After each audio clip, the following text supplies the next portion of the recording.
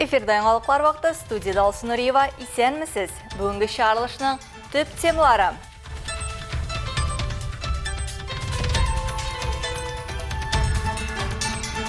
Түләү бар, жылылык юк.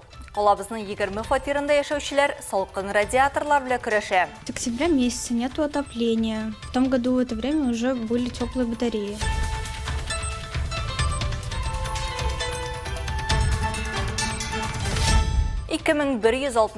кеше аттестат алган. Түбән Мактаманың беренче мәктәбе 65 еллык юбилейын билгеләп үтте. Наша школа не только заработала золотое прошлое, достойное настоящее, но и светлое будущее. Мы уверены, что наши выпускники и наша школа будут долго процветать.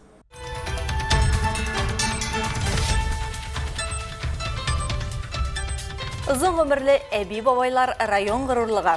Азнакайда Әнвәр Абдуллинны 95 яшьлек юбилей белән кутладылар. Гомер буена бүтән безнең эшкә өйрәтүче дә булды, акылга өйрәтүче дә булды. Шуңа күрә, наверное, моңчы яшәгәндер дә ул.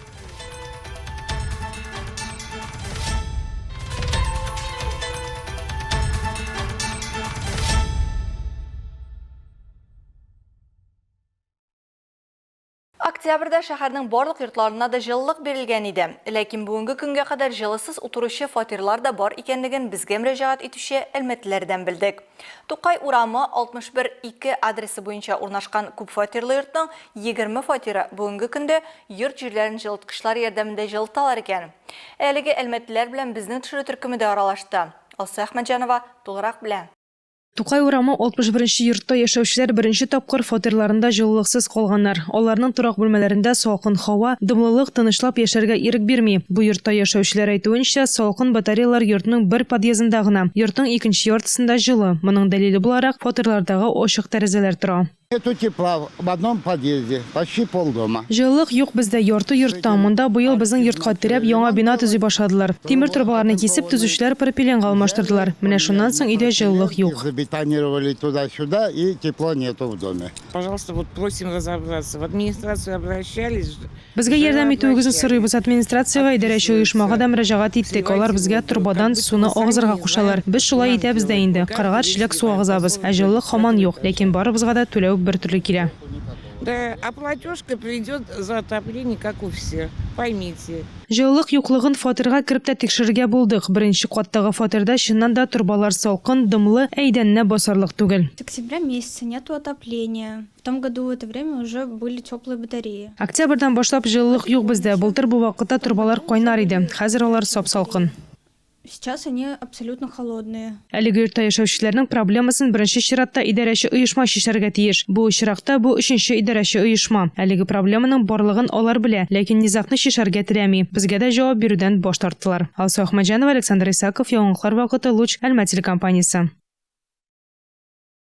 65 ел içinde ул 2165 кешене хәерле юл теләп узаткан. Түбән Мактаманың беренче мәктәбе чираттагы туган көнен билгеләп үтте. Учреждениянең тарихы узган гасырда башлана. Ул 1959 елда ачылган. Бүген бу укучыларның һәм укытучыларның күркәм традицияләрен саклый торган заманча белем бирү учреждениясе. Түбән Мактаманың беренче мәктәбендә узган очрашу кунакларны кызыл килем белән каршы алды. Тантаналы кичәгә килгән 200дән артык кунакның һәрберсе үзенең мәктәп тарихына бәйле хатирәләре белән уртаклаша алды. Бәйрәмнең хөрмәтле кунаклары җылы сүзләрен җиткерде. Выпускники этой школы трудятся во всех сферах деятельности.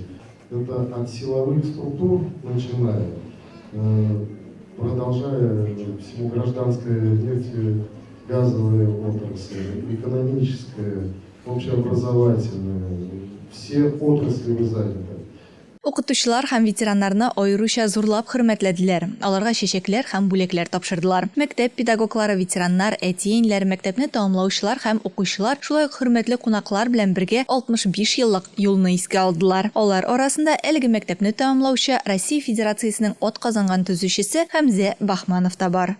Все нашли место в своей жизни, И мы сейчас часто встречаемся, общаемся. Барысы да тормышта үз урынын тапты. Һәм без хәзер дә аралашабыз, еш очрашабыз. Мәктәп елларыбызны һәм укытучыларыбызны һәр вакыт аеруча дулкынланып искә алабыз. Безнең мәктәпнең алга барышына мин бик шат. Монда даими рәвештә нидер ремонтлана, яңартыла, яңа шартлар тудырыла. Биредә яхшы педагогик коллектив. Педагогический коллектив. Мәктәп хезмәткәрләре һәм күп санлы кунаклар өчен сәхнәдән иҗади котлаулар яңгырады. 65 ел эчендә Түбән Мактаманың беренче мәктәбендә 2000-дән артык укучы 11-нче сыйныфны бетереп аттестатлы була. Бүген 600-дән артык укучы белем ала. Һичшиксез, укучыларның аякка басуы һәм сакланып калган традицияләр мәктәптә берничә дистә ел эшләгән, үсеп килүче буынны иҗади тәрбияләүгә зур өлеш керткән кешеләр укытучыларның язмышы белән тыгыз бәйләнгән. На сегодняшний день ребята сдают на хорошие баллы ЕГЭ. Это более 80 баллов по таким предметам, как русский, математика, обществознание, история, физика, информатика. Наша школа не только заработала золотое прошлое, достойное настоящее, но и светлое будущее. Мы уверены, что наши выпускники и наша школа будут долго процветать. Ознакайда фидакар хезмәт куйган ветераннарны җитәкчелек тарафыннан тәбрикләү матур гадәткә әверелгән. Шундый хөрмәт 95 яшьлек күркәм юбилейын каршы алучы Әнвәр Абдуллинга да күрсәтелде. Шәһәрнең Зәңгәр мәчетендә узган чараны безнең төшерү төркемендә күреп кайтты. Күркәм гомер юлы үткән Әнвәр абыйны котларга бүген якыннары, туганнары, хезмәттәшләре, район җитәкчелеге җыйналган. Кичә барышында аңа иң ихлас теләкләр яңгыраячак. Әнвәр Абдуллинның бала чагы бик катлаулы кырыс елларга туры килә. Әтиләре сугышка киткәндә 5 бала калалар. Аңа 12 яшь, ә иң кечкенә сеңлеләренә нибары 2 яшь була. Шушы абый безне тәрбияләде. Видимо, шуннан килгәндер менә гомер буена бүтән безнең эшкә өйрәтүче дә булды, акылга өйрәтүче дә булды. Шуңа күрә, наверное, моңча яшәгәндер дә ул. Ул үзе механизатор, үзе стойлер, үзе төзүче, в общем, аны белмәгән эше юктыр. Тракторында үзе ясады, машинасында үзе ясады, колхозда да эшләде, төзелештә дә эшләде, әйткәнемчә, кырысрак та булды. 16 яшьлек вакыттан комбайнчы булып эш башлый Әнвәр абый. Техниканы ярата. Алтын куллы диләр андыйлар хакында. Механик мен, темирче да мен, балтастасы да мен. Гармончы да мен деген. Шофер да, нейде? Гармон ясады. Ярар. Эшләмәгән эшем калмады. Бүтән эшләдем. Грамотам буенча, сугышка чаклы, латин графикасы белән 3 класс белән бар минем. Башка мен укый алмадым. Инженерларны өйрәтте гомер буе. Укый алмасам да, мине бөгелмәдә мастер итеп чакырып алдылар. Мастер булып эшләдем комбайн буенча. Юбилей чарасы шәһәрнең Зәңгәр мәчетендә ислам кануннары нигезендә узды. Ризыкларыбызны кил кыл, тормышларыбызны бәрәкәтле кыл, язмышларыбызны хәерле кыл, гомерләребезне иманлы кыл, Аллаһумма салли ва саллим ва барик аля сайидина Мухаммад ва аля алиһи ва асхабиһи аҗмәгъин би рахматика һәмрахна. Аллаһ, алхамдулиллах. Әнвәр Абдуллинны гомер бәйрәме белән район җитәкчелеге дә котлады. Рәхмәт сүзләрен җиткерергә юбилейга оныклар да килгән. Ул бик без кичкенәдән безне шундый теге тәрбиядә, тәртиптә тотырга тырышты. Оныкларына теге клубка чыгы юк. Анда кыска әйтәк ки, юк, ул шуның белән безгә шушы үзенең бер дини тәрбиясен биргән инде, үзенә бер төрле безне начарлыктан сакларга тырышкан. Ул без мәктәптә укыган вакытта ул инде шул безнең авыл мәчетендә мулла иде. Шул аның белән бергә намазларга йөргән истә калган, шул менә күңелгә кирип калган дини бер тәрбия булып. Һәм бүгенге көндә хәтта шул дини тәрбиядә яшәргә тырышабыз, әлхәмдүлилләh. Әнвәр абый гармунда да уйный, мәчеткә дә йөри. Әле бүген дә көчле зиһен белән тормышны яратып яши бирә. Илмира Шәрифуллина, Рөстәм Акбаров, яңалыклар вакыты, Луч Әлмәт телекомпаниясе. 2 көнлек махсус волонтерлар өчен үткәрелә торган форум төрле төбәкләрдән 130 катнашучыны җыйды. Очрашуда алар экологик мәгърифәтне һәм панель дискуссиясын үз эченә алган бай белем бирү программасына чумды. Шулай ук тәҗрибә уртаклашып, хәрәкәт стратегиясын төзеделәр. Киләсе елга планнар билгеләделәр. Алса Әхмәтҗанова дәвам итә. Татнефть компаниясе тарафынан оештыра торган махсус волонтерлар өчен булган форум быел Әлмәттә икенче тапкыр үтә. Катнашучылар алдында төрле спикерлар чыгыш ясыйлар. Алар волонтерлык эшчәнлегенең үзенчәлеге турында сөйлиләр. Катнашучылар өчен бу бик мөһим. Залда утырышлар арасында очраклы кешеләр юк. Аларның барысында нәтиҗәле эш кенә түгел, иҗат итү кешеләргә яхшылык бирү теләге берләштерә. Бүген Татнефть компаниясендә 4000-нан артык волонтер хезмәткәр исәпләнә. Я вам здесь желаю приятного настроения, позитива, и вместе с вами мы будем дальше развивать, уверен, всю волонтерскую деятельность, потому что, еще раз, волонтерство – это топливо души. Алар волонтерлык эше белән яшиләр. Рәхмәтле һәм җаваплы эшләренә күп көч куеп, яңа максатлар куялар. Шундыйларны чарадан мактау грамотасы белән дә бүләкләделәр.